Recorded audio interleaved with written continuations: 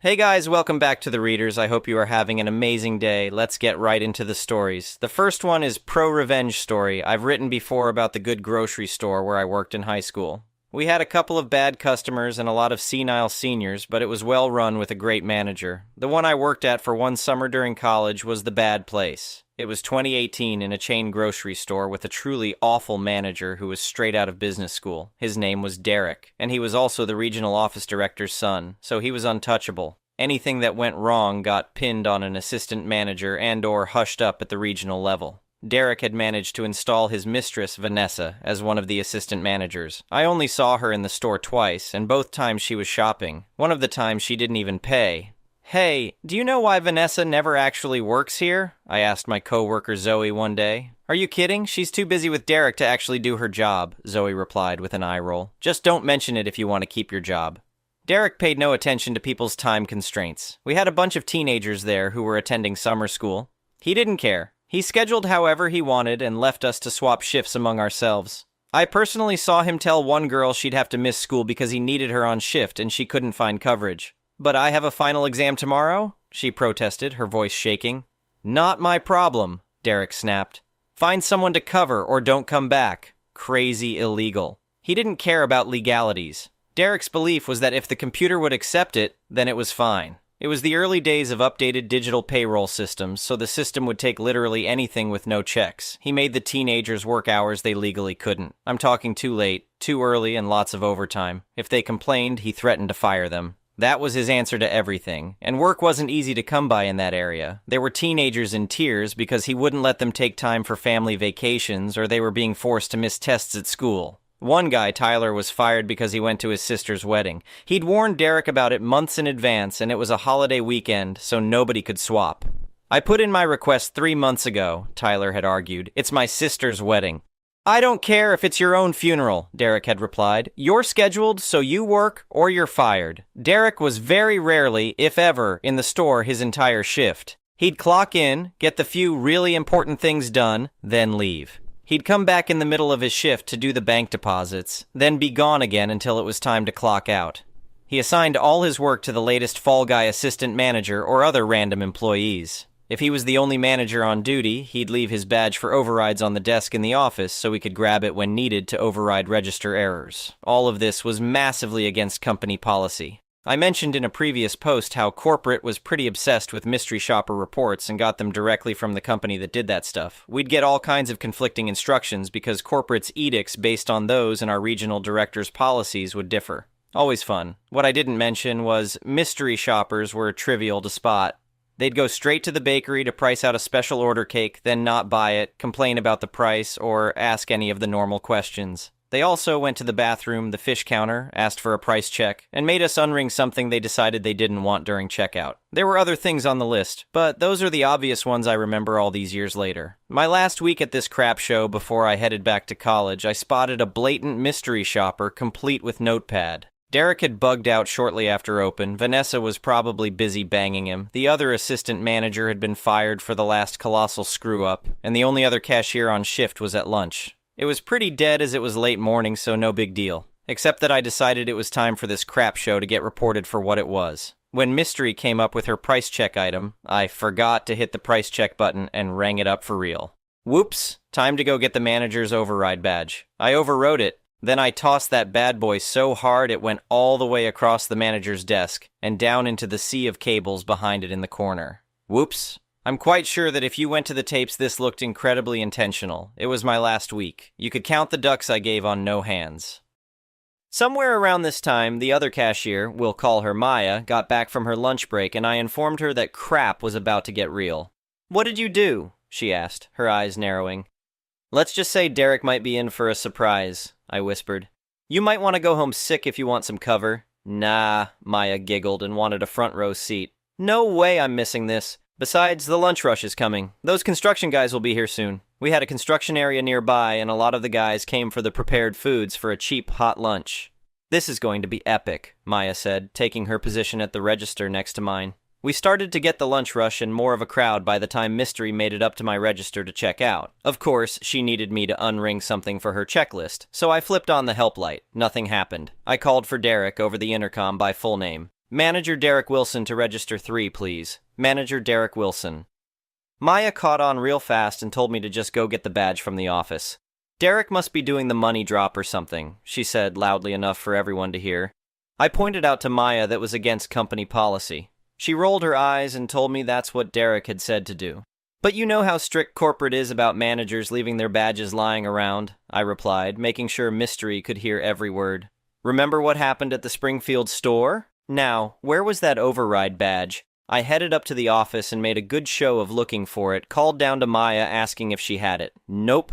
Maya abandoned the big order she was ringing up and came up to the little office to give a cursory look around. This is where the whole story took a turn I hadn't gamed out. See, I was just going to give Mystery a very bad visit with many violations to report. There'd have been an embarrassing reaming from corporate and possibly even an investigation. Maya had other plans. Maya was going nuclear. Maya apologized to the mystery shopper, but she was going to have to get in Maya's line now. I couldn't void the transaction or log into 2 registers at once, so I was going to help her pack it up and Maya would get to Mystery as soon as she could. Now, this is somewhat bullcrap. While true as stated, we all knew how to unplug the registers to get them to reset and log us out. It was a dumb hack, but it worked. Thing was, there was almost zero chance Derek or Mystery knew that.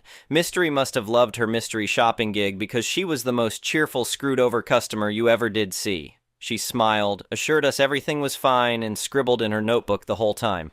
Literally, while I'm loading up Mystery's card at my register, Maya accidentally rang up a gallon of milk about 6 times. "Oh no!" Maya exclaimed with exaggerated concern. "I'm so sorry. Let me get a manager to fix that for you. Where is Derek? Has anyone seen our manager?" Whoops. No override card, no manager, no head cashier with any power either. Cost-saving cuts there that Derek made early in his days before I arrived. We apologized profusely to the customers, but explained we had no idea where Derek was. "I'm so sorry about the wait," I told a particularly irritated construction worker. "Our manager should be here, but we can't locate him." "Is this normal?" the guy asked, checking his watch. "More than you'd think," I replied honestly. We offered to check in the back, sent a bagger out to check the lot in case Derek was on a smoke break. No joy. As this fiasco rolled on, we had a lot of very unhappy customers on our hands, and the downright giddy Mystery who stayed to the bitter end. We were demanded to call a manager. "I've been waiting for 20 minutes, one woman complained. "Where is your manager?" "We've tried all Derek's known numbers," Maya explained with mock concern. "We're not allowed to call regional. Those are very strict instructions from manager Derek Wilson, but we can give you their number. Phone's right over there." Many took advantage. We also got yelled at a lot, but in spite of some sympathy for the customers, we were loving every second of it. Regional took about 2 hours to get somebody down to the store who could clear the registers. Nobody else in the store had permissions on that system. Derek still hadn't shown up. Regional dude, Mr. Patterson, overrode the registers, but by then the damage was done. We'd missed the whole lunch rush. No hot food was sold. Our metrics for the day were going to be unbelievably crafty. Mr. Patterson was on the phone frantically trying to figure out how to cover this mess up for his boss, Derek's father, and decided to blame it on a computer outage. I think they intentionally broke some equipment to help sell that story. Derek rolled in after I clocked out, but I'm told Mr. Patterson was still there doing Derek's job. "Where have you been?" I heard Mr. Patterson demand as I was leaving. "I had a personal emergency," Derek replied lamely. "With Vanessa, I bet," Maya whispered to me with a smirk. Derek was unbearable for the next couple days, but I had a foot out the door. Maya, it turned out, simply didn't care because she'd been doing the work of a head cashier without the pay. "What's he gonna do, fire me?" she said one day. "Let him try. I've documented everything."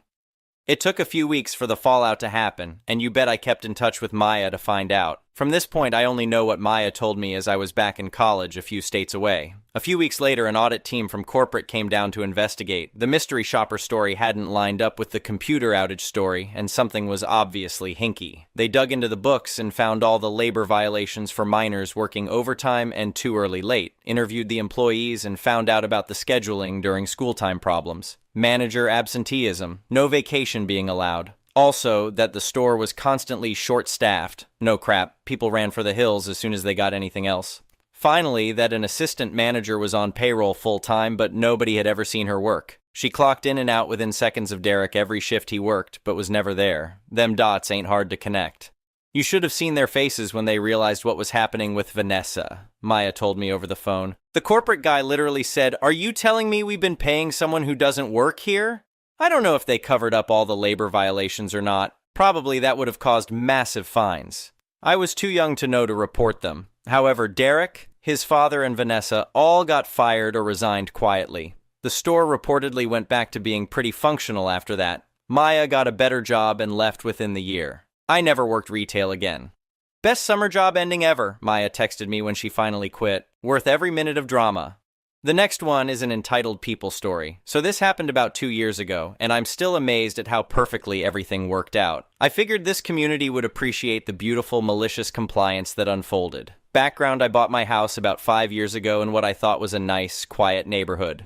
The house was built in the early 90s before the surrounding subdivision was developed. When the developer came in and built all the cookie-cutter houses around me, they created an HOA for their new community. My house, being there first, was never part of it. I had done my research and specifically chose this house because I wanted to avoid HOA drama entirely. The neighborhood around me is your typical suburban HOA community. Beige houses with approved mailboxes, manicured lawns, and residents who apparently have nothing better to do than measure grass height and count the number of lawn ornaments their neighbors have. My house, by contrast, is a bit more colorful. Not crazy or anything, just not beige. I have a red front door, some garden gnomes my late mother gave me, and I actually enjoy having flowers that aren't on the approved plant list. For the first few years, everything was fine. I minded my own business, kept my property reasonably tidy, and waved to neighbors when I saw them. Sure, I got the occasional dirty look when I was out working in my garden wearing clothes that weren't khakis and a polo shirt, but nothing major. The problem begins. Then the HOA elected a new board president. This guy, let's call him board president, was the type who clearly peaked in high school and was desperately trying to reclaim some sense of authority in his life. He lived 3 houses down from me in one of those identical beige boxes and apparently spent his days patrolling the neighborhood looking for violations. The first sign of trouble came when I found a citation stuck to my mailbox. It was an official-looking form claiming I was in violation of HOA landscaping standards because my flower beds extended too close to the sidewalk. The citation threatened a fine of $50 if I didn't comply within 30 days. I laughed and threw it away. I mean, I'm not in their HOA, so they can't fine me, right? Wrong. The citations kept coming. My house number wasn't properly displayed. It was just not in their approved font. My garbage cans were visible from the street because I put them out for collection like a normal human being. My car was parked in my driveway for more than 48 hours without being moved. Apparently, this violated some rule about inoperable vehicles, even though my car was perfectly fine and I just worked from home. After about 2 months of this nonsense, I decided to call the HOA management company listed on the citations. The conversation was enlightening. The office manager informed me that while my property wasn't technically part of the HOA, the board had decided that since my house was within the community boundaries and affected the overall aesthetic of the neighborhood, I needed to comply with their standards anyway. She actually said this with a straight face as far as I could tell over the phone. When I pointed out that they had no legal authority over my property, she got huffy and said the board was exploring all legal options to force compliance. The trespassing incident.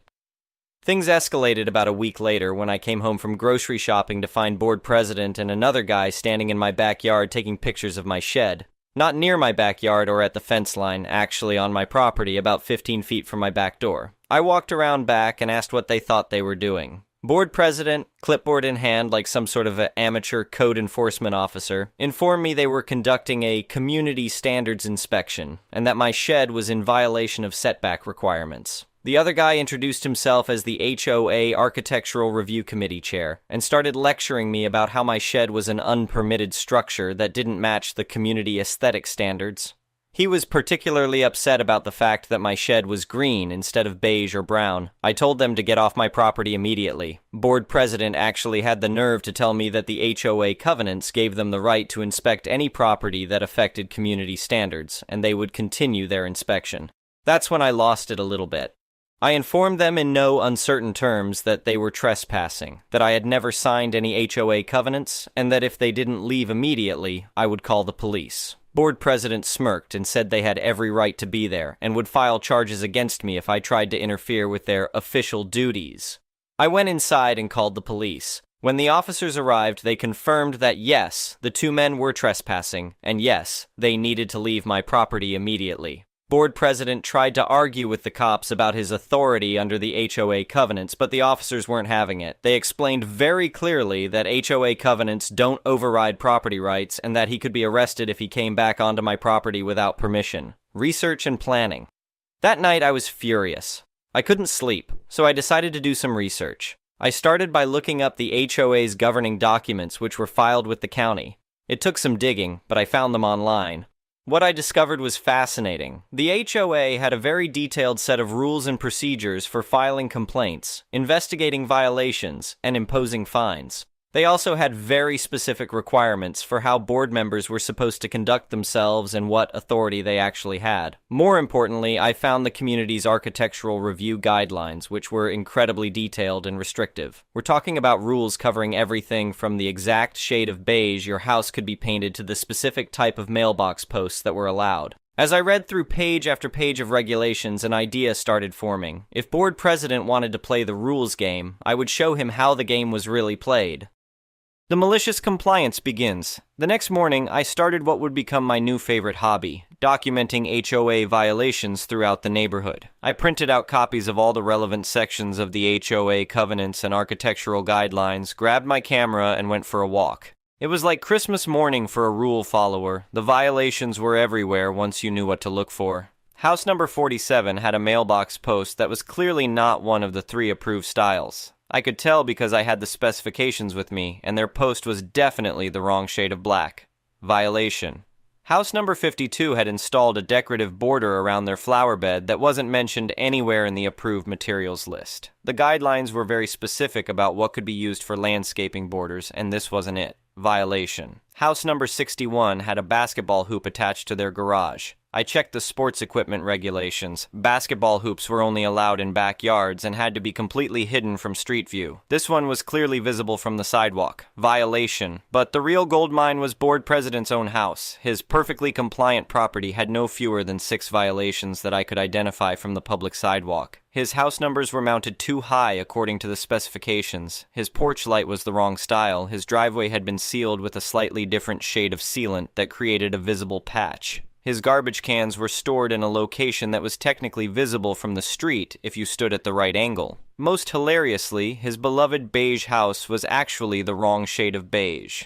The architectural guidelines specified desert sand or warm beige from specific paint manufacturers. His house was clearly painted in what looked like mushroom or some other off-brand beige that wasn't on the approved list. Filing the complaints. Over the next week, I methodically documented violations throughout the neighborhood and began filing formal complaints using the HOA's own complaint process. The guidelines required that all complaints be submitted in writing with photographic evidence and specific citations of the violated regulations. I was very thorough. Each complaint included multiple photos from different angles, GPS coordinates, time and date stamps, and detailed explanations of exactly which section of the covenants was being violated. I cited page numbers, subsection letters, and even included helpful suggestions for how the violations could be corrected. By the end of the week, I had filed 47 separate violation complaints against 23 different properties in the HOA community. Every single complaint was properly formatted, well documented, and cited legitimate violations of the community's own rules.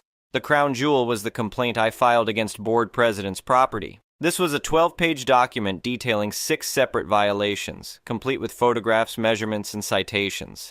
I was particularly proud of the analysis I did of his paint color, which included comparison photos with paint samples from the hardware store and a detailed explanation of how mushroom 442 inches differed from the approved desert sand 338. According to the HOA's own rules, the Architectural Review Committee was required to investigate all properly filed complaints within 30 days and issue citations for any confirmed violations. The board was then required to send written notice to property owners and schedule hearings for contested violations.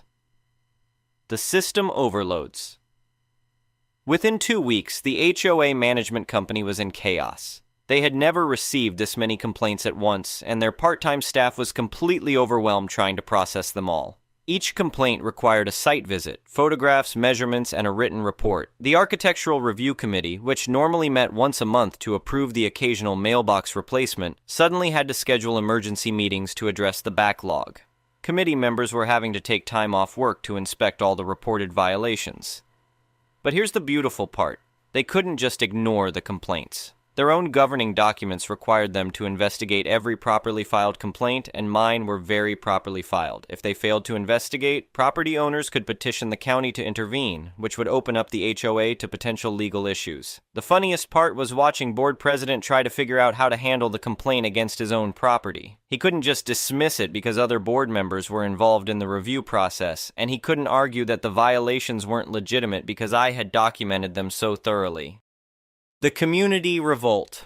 As word spread about all the violations being discovered in the neighborhood, residents started panicking. People who thought they were perfectly compliant were suddenly getting citations for things they never knew were against the rules. The basketball hoop family was particularly upset because they had specifically asked permission before installing it, but apparently the board member who approved it hadn't actually checked the regulations properly. Several residents hired lawyers to review their citations, which led to more problems for the HOA because some of the violations had been incorrectly cited by the overwhelmed review committee. The monthly HOA meeting turned into a riot. Residents were furious about the sudden enforcement of rules that had been ignored for years. Board members were arguing with each other about how to handle the situation. The management company was demanding additional fees to hire temporary staff to deal with the complaint backlog. The investigation backfires. The most satisfying part came when board president tried to have me investigated for filing frivolous complaints. He demanded that the management company look into whether my complaints were legitimate or if I was just harassing the community. The management company assigned their most experienced inspector to review every single one of my complaints. This guy spent 3 days going through the neighborhood with measuring tapes, paint samples, and copies of the architectural guidelines. His conclusion? Every single complaint I had filed was legitimate. In fact, his investigation uncovered several additional violations that I had missed. He was particularly impressed with the thoroughness of my documentation and recommended that the HOA use my complaint format as a template for future violations. Board president's response to this news was apparently epic, according to several neighbors who attended that board meeting. He couldn't understand how I had found so many violations when he had been patrolling the neighborhood for months without noticing them. The legal problems. The situation got even better when several residents decided to fight their citations. Their lawyers quickly discovered that the HOA had been selectively enforcing rules for years, ignoring violations by board members and their friends while aggressively pursuing violations by residents they didn't like. This opened up the HOA to discrimination claims and potential lawsuits. The management company's lawyers advised the board to either enforce all violations equally or drop all pending citations and start over with consistent enforcement. Meanwhile, I kept filing complaints. Every few days, I would take another walk around the neighborhood and document new violations. A garden gnome here, a slightly too tall fence there, a non-approved doormat, a mailbox with faded paint. The HOA was spending more money on violation investigations than they collected in annual dues. The management company was threatening to drop them as a client because the workload had become unmanageable. The settlement. After 2 months of this chaos, I received a phone call from a lawyer representing the HOA board. They wanted to discuss a resolution to the current situation. The meeting was held at the lawyer's office, with board president looking like he had aged about 10 years since I'd last seen him. The lawyer explained that the board was prepared to make me an offer. They would formally acknowledge in writing that my property was not subject to HOA jurisdiction and would never be included in future community standards enforcement. They would pay for a legal survey to clearly establish my property boundaries and file the documentation with the county. They would also agree to never step foot on my property again without my written permission. In exchange, I would agree to stop filing violation complaints and would not pursue any legal action against the board or individual members for the trespassing incident. I pretended to consider this for about 30 seconds before agreeing. After all, this was exactly what I had wanted from the beginning, to be left alone. The Aftermath board president resigned from the board 2 weeks later. Apparently, the stress of dealing with all the violations in his own neighborhood, plus the legal bills the HOA was facing, plus the constant angry phone calls from residents was too much for him. The new board implemented a much more reasonable enforcement policy that focused on actual problems rather than nitpicking every minor deviation from the rules. They also updated their governing documents to clarify that the HOA had no authority over non-member properties. Most of the violation citations were dropped or reduced to warnings. The few residents who had legitimate safety issues were given reasonable timelines to address them without the threat of crushing fines. As for me, I went back to enjoying my red front door, my garden gnomes, and my perfectly green shed.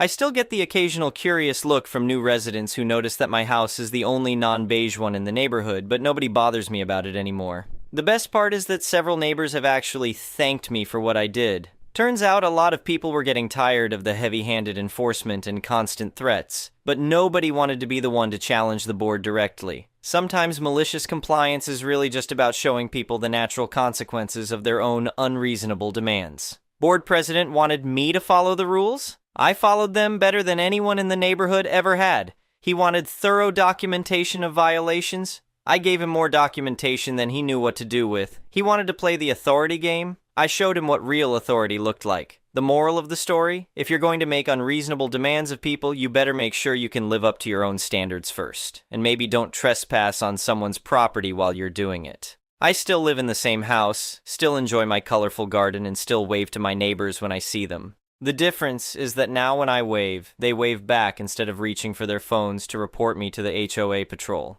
Sometimes the best way to deal with bullies is to let them defeat themselves with their own rules. The next one is a petty revenge story. Recently, some close friends and I attended a nearby university debate camp for some further experience and to prepare for the Policy 1920 year, and considering it's a debate group, you would think there wouldn't be much drama, if any at all. But boy were we wrong. It all started on our second last day of camp at the university's cafeteria, where we have the task of every day finding a table or two that can somehow fit the 26 of us. For the majority of camp until that day, we had no problems borrowing seats from one or two tables here and there, but a certain Karen was about to change that for all of us. Immediately upon entering the same area as her, we immediately got the classic soccer mom Karen vibes. And when I even came near her table, she snapped at me, saying, "These chairs are reserved, get out." Let it be noted that there is a university policy on reserving chairs, and there are ways to indicate if she actually reserved them or not, which, of course, she didn't.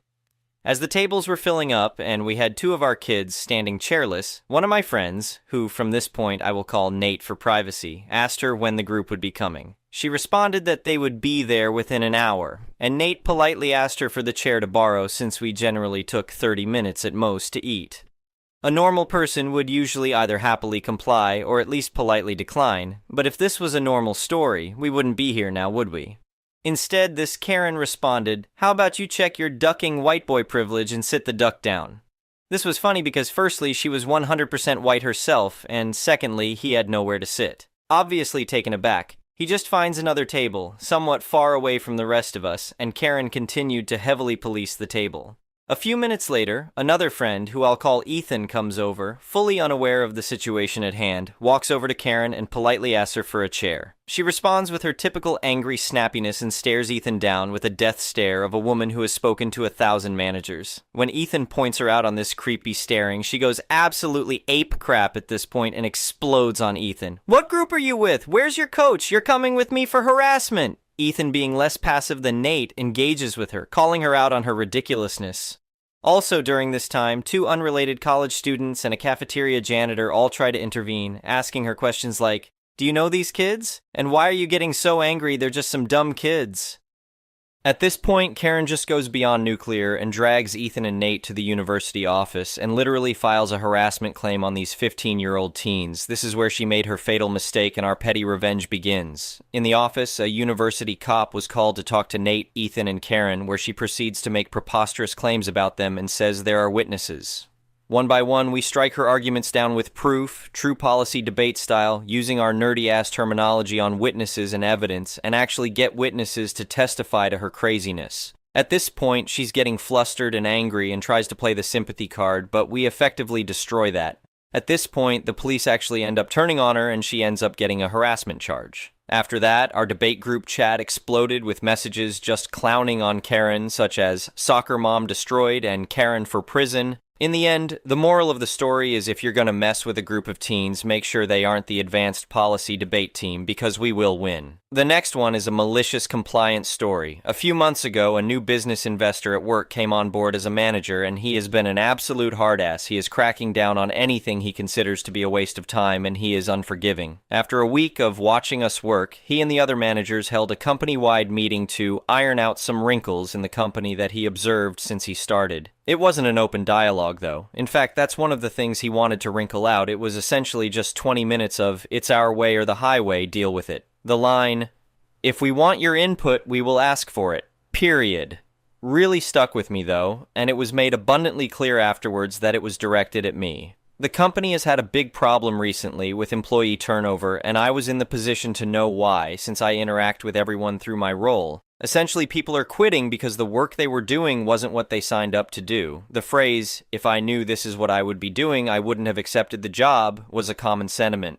They accepted the job under the impression that they would be serving customers, answering emails and phone calls, general customer service stuff, but instead they spend about 90% of their time in a hot warehouse packing online orders over and over again. I shared that with management. I let them know what the people leaving were saying, in case they wanted to take that into account moving forward. They just thanked me and I left, but the new manager hated that so much that he decided to make a meeting about giving them unsolicited advice. They spoke with me privately afterwards and referred back to when I told them about what the quitting employees said, and they told me that the way they interpreted that was that I was implying that they were being deceitful when hiring people. I told them, no, I don't think that at all. I was just relaying what those people were saying about how they felt. They didn't care. They doubled down and said again, "If we want your input, we will ask for it, period." That's how I knew it was directed at me. I asked them for clarification, like what constitutes advice or input, and the new boss said, "Unless you are asking us a question about the work you're supposed to be doing, we don't want to hear it. We don't want your opinion on how you think we should handle situations. We don't want your ideas on how you think the business can be better run,